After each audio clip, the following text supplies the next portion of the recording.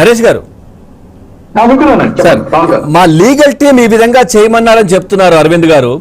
ఒకవైపు ఎప్పుడు press meet పెట్టినా ఏదున్నా ఇది కోర్టు అంశంలో ఉంది, దీని గురించి ఎక్కువగా మాట్లాడొద్దని చెప్తా వస్తారు ఈ ఇష్యూ జరిగిన దగ్గర నుంచి అరవింద్ అదే అర్జున్.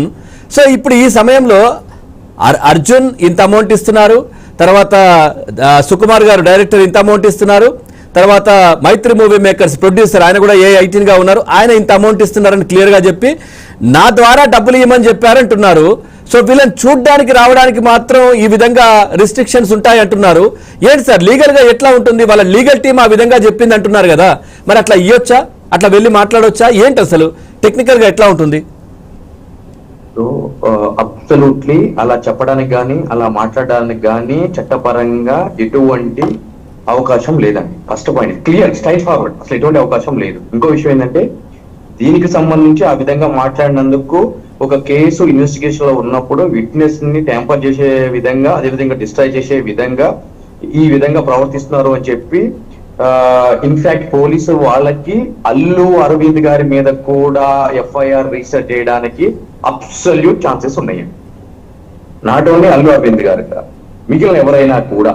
అంటే ఆయన కాకుండా ఈ కేసుకి సంబంధం లేకుండా బయట నుంచి వచ్చి ఈ విధంగా మాట్లాడి మేము ఇస్తున్నాము, మేము సెటిల్ చేస్తున్నాము అని చెప్పి ఎవరైతే మాట్లాడారో వాళ్ళందరి మీద కూడా FIR చేయడానికి సంబంధించిన పోలీసు అధికారులకి పూర్తి స్వేచ్ఛ ఉందండి. ఏంటి సార్ వీళ్ళు చేసిందేంటి?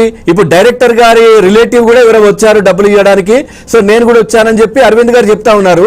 వీళ్ళు చేసిన తప్పేంటి ఇప్పుడు ఇక్కడ?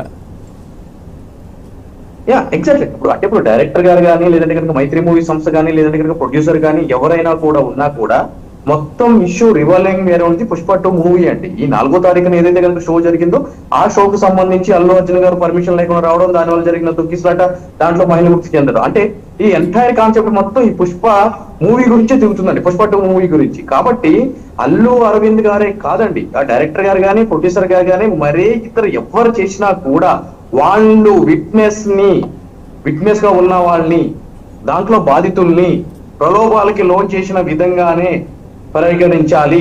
ఆ విధంగా వాళ్ళ మీద కూడా ఒక ఫ్రెష్ FIR అనేది రిజిస్టర్ చేయాలి. దానికి సంబంధించి ఈ ఎవిడెన్స్ అన్ని పెట్టాలి. హైకోర్టు ఆల్రెడీ క్లియర్ గా డైరెక్షన్ ఇచ్చింది, ఏ లెవెల్ గా ఉన్న అల్లు అర్జున్ గారు ఏ విధంగా చేయకూడదు అని చెప్పని, ఈ కేసులో ఎటువంటి ఇది చేయకూడదు అని చెప్పని. అవన్నీ ఉండగా కూడా వీళ్ళు ఈ విధంగా చేస్తున్నారు అని అంటే కనుక పోలీసు వాళ్ళు have to take action on this అండి.